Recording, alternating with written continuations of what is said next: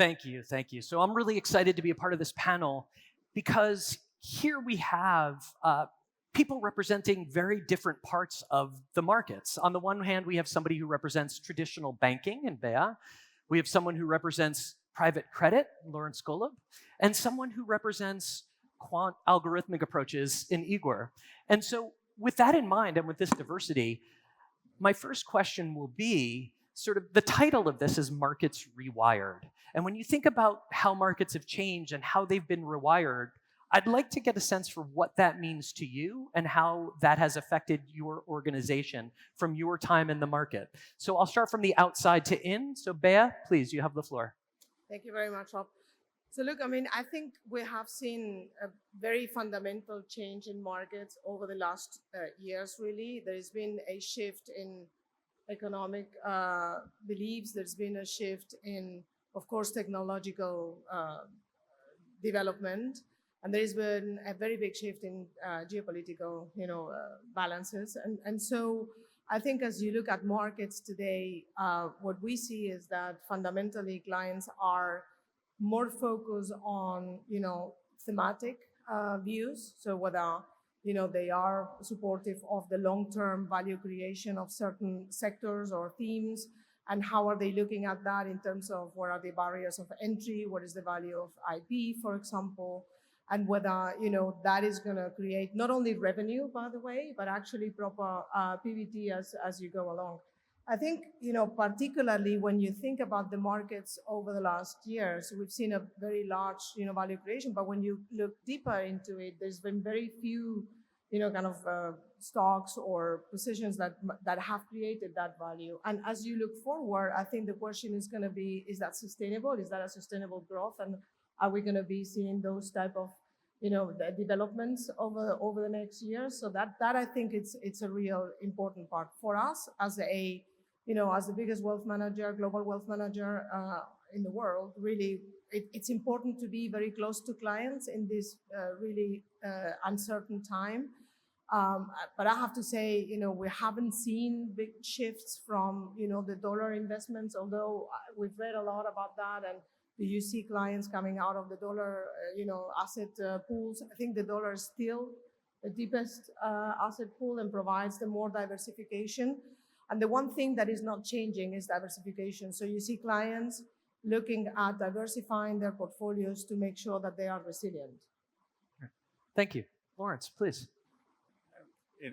In our shoes, not just are markets redefined, but the word market is redefined. There's been such a move toward private assets, or what we're all referring to as private assets, whether that's private credit, not just private equity, all sorts of different kinds of private investing. And the structures have really proliferated, and they've proliferated in a way that is partly good and it's partly a distraction. In the direct lending field where we are, the most innovative broad product is semi-liquid private credit. And the first three words just don't make any sense together. Semi-liquid, well, it's either liquid or it's not liquid. And private, if it's liquid, it's not so private. And we've got secondary funds for credit, secondary funds for private equity. Many of these secondary funds trade publicly. BDCs trade publicly. Some BDCs don't trade publicly. I think that we are sponsor finance specialists. We try to be boring in our results, boring in what we do. I hope I won't be too boring today. But being specialists makes us appreciate some of the benefits of these new structures that blend private and public markets, and it's good for investors to have more choices. But we work really hard to educate about how the fundamentals are also very important. Things like, is it a good loan, is more important than the structure through which you own it. Thank you. Igor, please, how have markets been rewired from your perspective? From my perspective, the markets look essentially the same as they have for a long time. Mm-hmm. So no major rewiring. No different approaches to markets. No, how was your approach different today from maybe some of the folks from the original business, I remember starting in this business with hand signals and writing my trades on pieces of paper. It's come a long way, yeah? Yeah, well, it's the tools are better, and the speed of research and all kinds of speed are a little bit faster, but basically everything's still the same. Great. Thank you.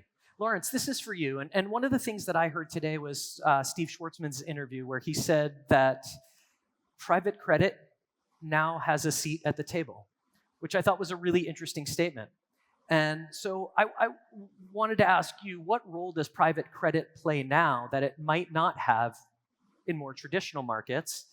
And secondarily, and this is the question, so Steve brought this up as well, this has been a topic of conversation, is this notion of, are private credits in a bubble right now? Is private credit in a bubble right now? So please, yeah, I'd be interested to hear your view. Well, I'm really happy to hear Steve says we can have a seat at the table, because typically when we're lending to a Blackstone buyout, they tell us to get out of the room. They don't even want to let us in. I think part of this seat at the table is a matter of scale. Blackstone's a great firm. They have a big credit business. They have a big private equity business. But their strategy is different than ours. They have a good strategy. Their strategy is to be a multi-asset general partner that raises money when a particular field has appeal to investors. And, they do a better job than average, but they're not specialists. They start, all public GPs start their quarterly earnings calls with how much they've been growing their revenues. I think that this notion of seat at the table is also important, the way we approach things, but I mean it a little differently than Steve does. I think that private credit direct lending is now really important to how successful a private equity firm can be with their returns and with their companies. And if a borrower isn't thinking about who their lender is, not the terms, but who their lender is. If a private equity firm is not thinking about, well, when we hit a good opportunity or a bad opportunity or a problem, do we have a long-term relationship? Not that the lender is going to give anything away, but do we have a long-term relationship where nobody's going to take advantage of each other? These are really things that improve the private equity business, improve returns to private equity LPs, improve the risk return to our investors, because those relationships and being a credit specialist, if we do it right, get us invited to have a seat at the table because the private equity firms want us to be sitting in that chair. The notion of a bubble, it's absolutely not a bubble in direct lending. There's abundant liquidity throughout the world in almost everything. It is more of a borrower's market than a lender's market. Loan spreads are a little below average. Leverage levels are a little above average. I would say the documentation terms that protect lenders and protect collateral are actually a little above average. So that piece of it is lender friendly. I think that the bankruptcies, liquidity management exercises, some of these frauds with respect to asset-based loans, have really helped firm up terms in documentation that protect lenders' collateral, that protect our rights when things go wrong. So it's absolutely not a bubble, but it is a little bit more of a borrower's market than a lender's market right now. Thank you. Bea, turning our attention to you for a second. You spoke a little bit about dollar-denominated assets. You talked a little bit about thematic investment. When you think about Markets Rewired, I wonder if you could comment a little bit about the reorientation of markets towards this region and the role that this region plays in this new era, this new structure of markets. Well, I mean, that has been a very significant shift, of course, because, this region, so Abu Dhabi in particular, the GCC countries more broadly, I think, have been places where historically foreign asset creators came to gather capital. So there used to be, pools of capital where everybody will come and seek investment. Of course, the GCC is home to 14 sovereign wealth funds, and obviously the power of that pool of capital is enormous. I think that over time has shifted quite substantially. We have seen, the leadership in Abu Dhabi in particular, but again, more broadly, I think in the region, seeking to decouple from the dependency from the oil industry, and really being extremely strategic in the way they are thinking about investments, building ecosystems that will create value for the region. And now what you see is a lot of the foreign investors actually seeking investments in this region, right? So I think that is a very important shift that will continue, in my opinion, because we are, I think investors see the opportunity to do that, close to those who know these markets for a long time. And there's a lot of opportunities here. If you think about AI, for example, and, the amount of land you have available, the power of energy, of course, things like that are making this region a unique proposition for those international investors to seek investment opportunities. That is probably the biggest shift that we see. Of course, from a geopolitical point of view, the region is playing a really important role as well. There's a lot of stability. There is a very stable framework, a very friendly investment and commercial approach. So from that point of view, making it easy for investors to come here, settle down, coexist with the local, sovereign wealth funds that have a lot of experience. So that, I think, is probably the biggest shift that we see here in the region. And so would it be fair then to say that you've seen the traditional flows maybe start to shift a little bit, in the sense that money was flowing from here to Western markets, Yep. investing in Western markets, and now in earnest you're seeing money flow into here and looking for investable opportunities in this region? Yeah, and I think the corridor is not only, Europe to the Middle East, it's actually Asia to the Middle East, and it is LATAM to the Middle East. So I think regionally there is a lot of really interconnectedness across the different regions. I completely agree with what Bea is saying. I mean, we're not especially active right now today in deploying money in this region, but it's part of our plans. It's on our implementation schedule, I hope as early as next year. And certainly, 5 years from now, if you invite me to your panel, we're going to have an awful lot to talk about in terms of making loans, helping with acquisition finance, working with banks and partnerships, not just because the investors want it here, but because it's good opportunity. Yeah. And we've seen a number of people moving over here as well, not only billionaires, of course, but also a lot of professionals, like affluent professionals, moving here. So you can see a lot of wealth also moving in the region to live here. And that's why, from our point of view, we also decided to open our advisory office in Abu Dhabi, for example. Although we are already present in Doha and in Riyadh, in Dubai, I think Abu Dhabi becomes a really important center as well. Right. Thank you. And Igor, just to build on that, a couple of things. First is I want to talk a little bit about sort of the ways in which you use data, algorithmic approaches, technology in your market. And are you seeing that in your business, there are also opportunities here to make those kinds of investments, to leverage those kinds of technologies for those opportunities? So a little bit about that. So yes, in our business, we use lots of data. It's from data to signals to trades, pretty much everywhere. And we see some flows into Asia, I would say, in the last year or two. And that depends on many things. Depends on liquidity, depends on the amount of data available, depends on the performance of the markets. So in your business, what do you think is critical? Is it better data, having better data relative to the competition? Is it better algorithms, having better pricing models than what your competition does? What do you see as key and critical? What do you focus? And what's the human part of it? Do humans still play a role in this trading? Well, for us, as we typically get the same data everybody else gets, it's the better algorithms that make the difference.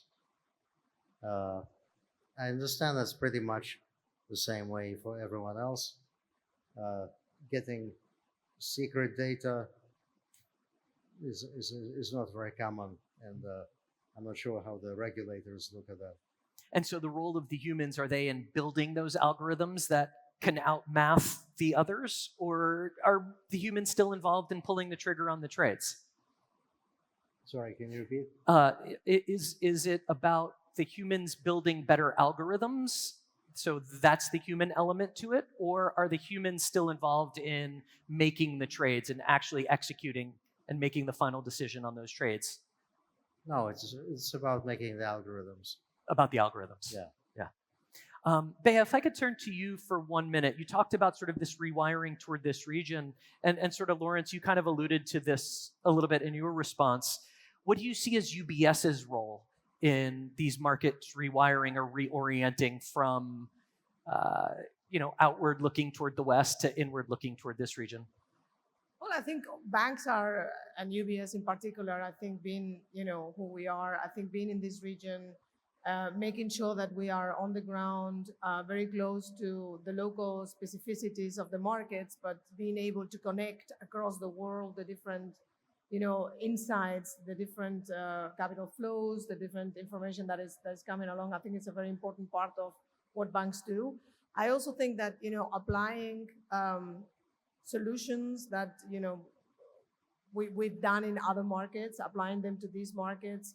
Although historically, perhaps if you think about banks, for example, and you think about the need of, freeing up capital, that hasn't been the case up until now. But I think as the economy grows and, your population starts taking mortgages and borrowing more money, and you put your balance sheet to work, I think the need for things like securitization, for example, will come to play. And that is where, we can bring the expertise and help, the counterparties to achieve their goals, basically.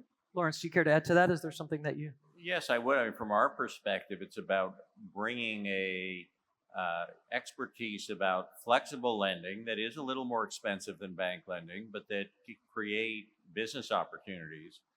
One of the areas that we're exploring right now is actually working with some of the banks in region who are very good at originating loans, better than in categories that are better. They're better at originating in categories than we are. But from a capital structuring, risk management point of view, from a matching investors who have certain desires, there are certain skills we can bring to bear. I do think that eventually there'll be a robust middle market M&A business in the region. It's still a ways away. Got it. I wish that were closer. I wish I could say, we were going to go full steam ahead on that tomorrow, but it is coming. Great. Thank you. All right. With 1 minute left, we're going to play lightning round. One-word answers to the questions that I'm about to pose. So, Igor, for you, what's the biggest economic risk you're focused on in 2026? One word. Geopolitics. Okay. Lawrence, one essential skill for leaders of financial institutions of tomorrow that they should be honing today. Reliability. Bea, the most significant industry shift you're preparing for. AI. Awesome. And with that, thank you very much to all of our panels. Thank you to our panelists. This has been great. Thank you so much, everyone.